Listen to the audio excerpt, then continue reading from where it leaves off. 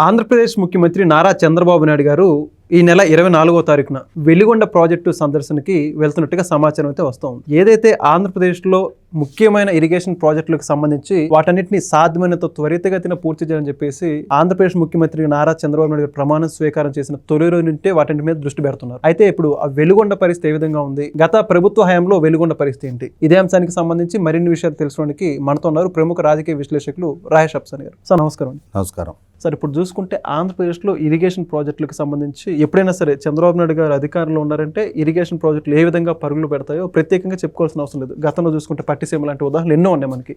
కానీ 2019 నుంచి 2024 మధ్య జగన్మోహన్ రెడ్డి గారు మాత్రం శంకుస్థాపన చేయడం అయిపోయిందని చెప్పుకున్న సందర్భాలు ఎన్నో ఉన్నాయి.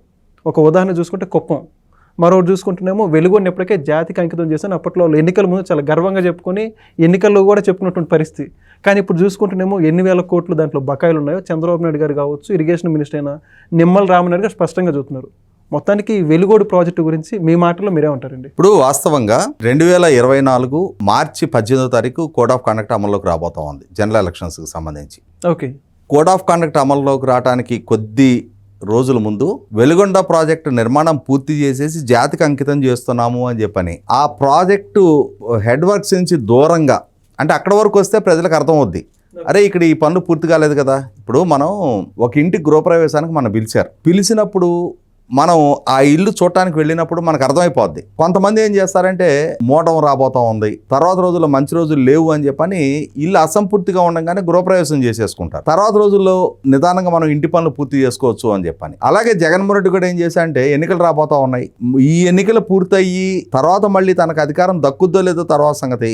ఇప్పుడైతే ముందు మనం రిబ్బన్ కటింగ్ చేసేసుకుంటే ఆ ప్రజల్ని మభ్యపెట్టవచ్చు, మీకు ఈ ప్రాజెక్టు పూర్తి చేశామని చెప్పని. ఎటు మార్చి నెల కాబట్టి ప్రాజెక్టులో నీళ్లు ఉండవు కాబట్టి, అదే వర్షాకాలం అయితే ప్రాజెక్టులో నీళ్లు పారనీయలేదని ప్రజలు చూస్తారు.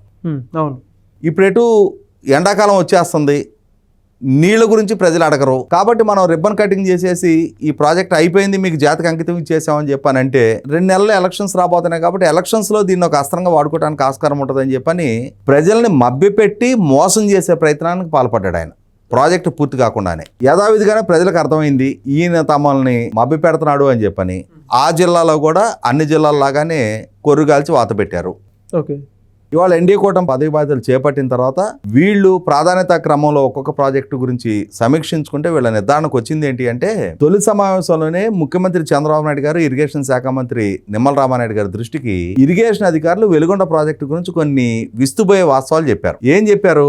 హెడ్ రెగ్యులేటర్లు, ప్రధానమైన టన్నెల్ 2 పనులు, ఓకే, తీగలేరు కెనాల్ హెడ్ రెగ్యులేటరు ఇంతవరకు పూర్తి కాలేదు సార్. అలాగే టన్నెల్స్, ప్రధాన కాలువల కోసం 637.43 లక్షలు ఇంకా కావాలి.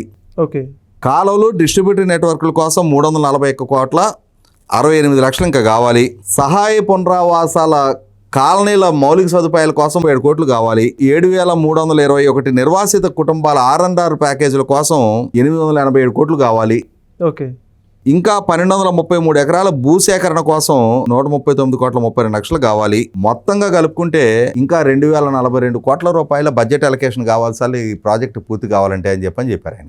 ఓకే, ఆయన ఆశ్చర్యపోయాడు, ఇదేంట్రా బాబు, అతను ప్రాజెక్టు పూర్తయిపోయిందని జాతికి అంకితం చేశాడు కదా, ఇప్పుడు మీరు ఇంకా 2,000 కోట్ల రూపాయల పనులే పెండింగ్ ఉన్నాయి అంటున్నారు, ఈ పనులు బడ్జెట్ కేటాయింపులు చేసి ఎప్పటికి పూర్తవుతాయి సార్ అంటే, మీరు డబ్బులు ఇస్తే మేము 2026 జూన్ నాటికి పూర్తి చేయగలుగుతాం సార్ అని చెప్పారు. దాంతో ప్రభుత్వం ఇక అంటే ఇంకా 2026 జూన్ నాటికి కానీ పూర్తి కావాల్సిన ప్రాజెక్టుని 2024 మార్చిలోని జాతికి అంకితం చేసేసాడు. ప్రకాశం జిల్లా ప్రజలు, వెనకబడి ఉన్న ప్రజలు, వాళ్ళకి రాజకీయ చైతన్యం తక్కువ ఉంటుందిలే అని చెప్పని భ్రమలతోటి జగన్మోహన్ రెడ్డి వాళ్ళ మోసం చేయడానికి పూనుకున్నాడు. నాకు రీసెంట్గా మార్కాపురం ఎమ్మెల్యే కందుల నారాయణ రెడ్డి గారు కలిశారు. వాళ్ళు ఇప్పుడు చాలా సంతోషంగా ఉన్నారు, మళ్ళీ మన ప్రభుత్వ హయాంలో మనం దాన్ని పూర్తి చేయబోతున్నాం అని చెప్పని సగర్వంగా చెప్పుకుంటా ఉన్నాడు ఆయన. ఓకే, ఒకనాడు రాజశేఖర రెడ్డి పాలనా హయాంలో ఆ వెలుగొండ ప్రాజెక్టుకి నీటి కేటాయింపులు తగ్గిస్తే పాదయాత్ర చేసి ఉద్యమాలు చేసి రాజశేఖర రెడ్డి ప్రభుత్వ హయాంలో మళ్ళీ తిరిగి నీటి కేటాయింపులు పెంచుకున్న నేపథ్యం నారాయణ రెడ్డి గారికి ఉంది. ఆయన చాలా సందర్భాల్లో నాతో ప్రత్యక్షంగా చెప్పారు, తాగునీటికి కూడా కటకట్లాడతాం మా ప్రాంతంలో అని చెప్పని. ఓకే, ఎండాకాలం వస్తే ట్యాంకర్లతోటి తాగునీరు కూడా సరఫరా చేయించుకోవాలి మా గ్రామాలకి. అటువంటి సంక్షోభాన్ని ఎదుర్కొంటున్న మా ప్రాంతంలో ఫ్లోరైడ్ సమస్య అధికంగా ఉంది. అదే సందర్భంలో వ్యవసాయానికి నీటి సౌకర్యం కనుకుంటే మా దగ్గర అంతా రెడ్ సాయిల్ భూములు, హార్టికల్చర్ బ్రహ్మాండంగా ప్రమోట్ చేయడానికి ఆస్కారం ఉంటుందని చెప్పని ఆయన ఈ వెలుగొండ ప్రాజెక్టు మాకు ఒక సంజీవనగా మారుద్దని చెప్పని చెప్తుండేవాడు. మరి అటువంటి మార్కాపురం, కంబం, పొదిలి, గిద్దలూరు ఇటువంటి మెట్ట ప్రకాశం జిల్లా ప్రాంతాలకి ఈ వెలుగొండ ప్రాజెక్ట్ నిర్మాణం కనుక పూర్తయితే, అలాగే నెల్లూరు జిల్లా మెట్ట ప్రాంతాలు, ఉదయగిరి లాంటి ప్రాంతాలు, ఆత్మకూరు లాంటి ప్రాంతాలకి నీటి సరఫరా చేయడానికి ఆస్కారం ఉంటుంది. మరి అటువంటి ప్రాజెక్టుని జగన్మోహన్ రెడ్డి మభ్యపెట్టి మసిపూసి మారేడికాయ చేశాడు. ఇవాళ ఈ 2,000 కోట్ల రూపాయలు 1 సంవత్సరంన్నర కాలంలో వీళ్ళు కేటాయింపులు చేసి నిమ్మల రామానాయుడు గారు ఇప్పటికీ పలు దఫాలుగా ఆ ప్రాజెక్టుని పర్యవేక్షించి, వ్యక్తిగతంగా సందర్శించి, అధికారులకు ఆదేశాలు ఇస్తా, పర్సనల్గా మానిటర్ చేస్తా, రేపు జూన్ నాటికి ఖరీఫ్ సీజన్ బిగిన్ అయ్యేటప్పటికి ఆ ప్రాజెక్టు పనులు మొత్తం పూర్తి చేసి ఈ సహాయ పునరావాసాలు కూడా అన్నీ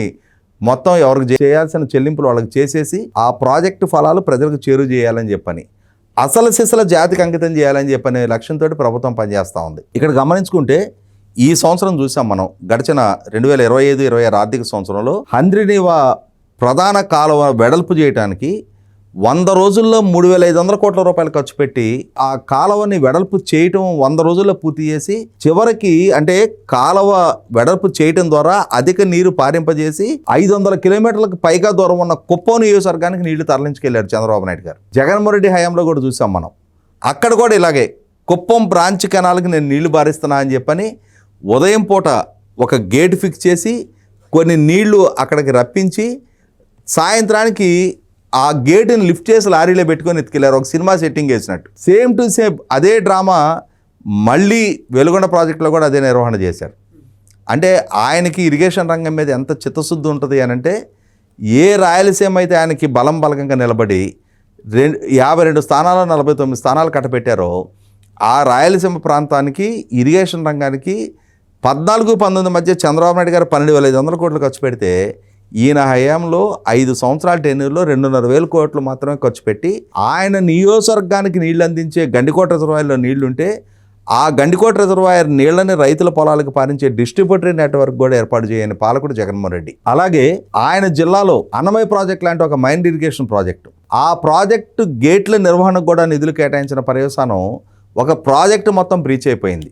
మళ్ళీ తిరిగి ఆ ప్రాజెక్టు కూడా ఇవాళ ఎన్డీఏ కూటమి తిరిగి పునర్నిర్మాణానికి పూనుకుంటా ఉంది.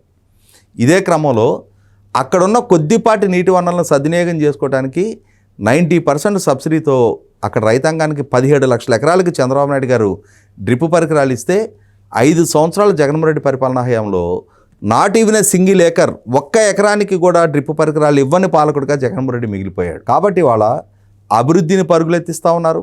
ఇరిగేషన్ రంగ ప్రాజెక్టులకి వేలాది కోట్లు కేటాయింపులు చేస్తూ ఉన్నారు.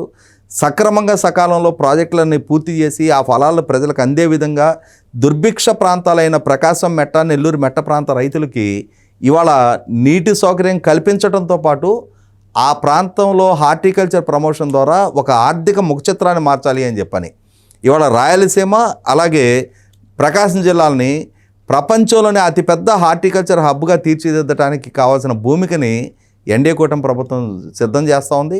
దానిలో భాగంగానే ఇవాళ ప్రాజెక్టులన్నీ వ్యక్తిగతంగా పర్యవేక్షించడం కోసం రేపు 24వ తారీఖు నాడు చంద్రబాబు నాయుడు గారు వెలుగొండ ప్రాజెక్టు సందర్శిస్తూ ఉన్నారు.